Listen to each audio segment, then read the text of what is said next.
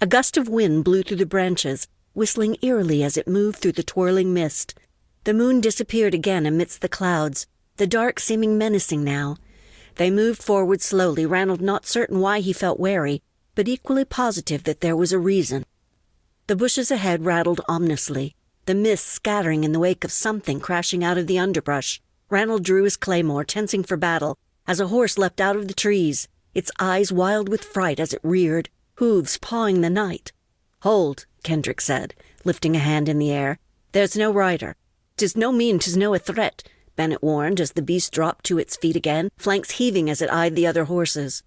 Ranald sheathed his sword and circled slowly around the horse, his brothers still with their claymores at the ready. Reaching down, he grabbed the reins, speaking in soft, nonsensical words in an attempt to ease the beast's fear. "There's nothing here to mark ownership," Ranald said with a frown, as he leaned over to stroke the horse's nose, his own mount remaining firmly under control. "There must be a rider nearby."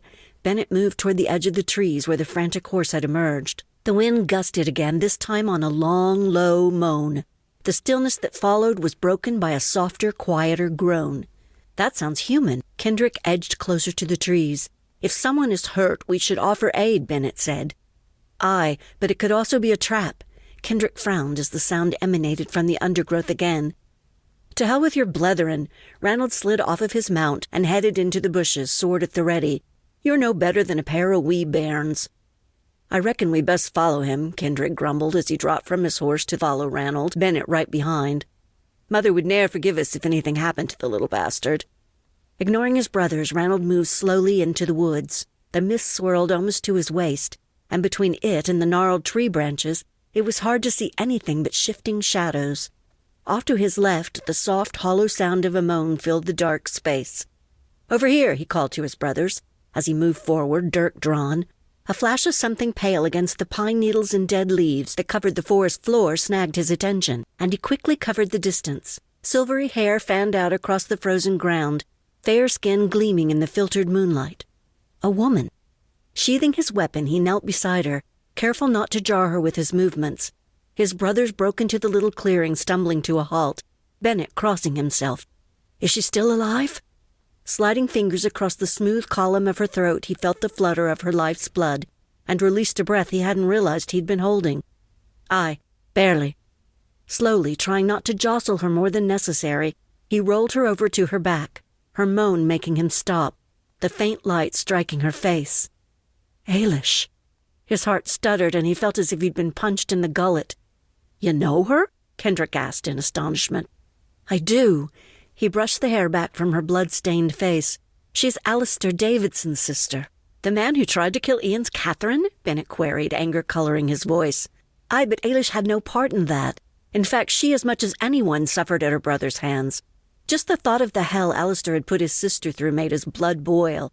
She's a friend to both Ian and Catherine, and I'll no have you thinking otherwise." "Easy, brother," Kendrick said. "We've not against the girl. Although if we didn't get her warm soon, what we think of her won't have any relevance at all." Shaking his head at his own ineptitude, Ranald carefully slid his arms beneath Ailis's slender frame. She moaned and her eyelashes fluttered, opening to reveal the deep blue of her eyes. For a moment she frowned, and then her lips lifted in the tiniest of smiles. "Ranald," she whispered. "Hush now," he crooned as he swung her up into his arms and made his way back to the horses. "You're safe now." She watched him for a moment and then nodded, curling into his chest. "Two miracles," she said on a sigh as she lapsed back into sleep. "Give her to me," Kendrick said, already mounted. "Nay," Ranald said, passing Ailis to Bennett and swinging up onto his horse. "I'll carry her." Kendrick eyed his brother for a moment as if to argue, but then nodded. "Fine then, but let us hurry." Bennett handed Ailis to Ranald, and he wrapped his cloak around her as he cradled her against his body. Her breathing was shallow, and even with the impatient movements of the horse she didn't stir. Fear gouged deep into his belly, and he held her closer as they moved along the path, Duncraig still visible amidst the trees in the fading moonlight. His heart twisted as he glanced down at her still, pale features. Even in repose she was beautiful. Anger rose hot and heavy, and he swore on everything he held holy that whoever had done this to her would pay.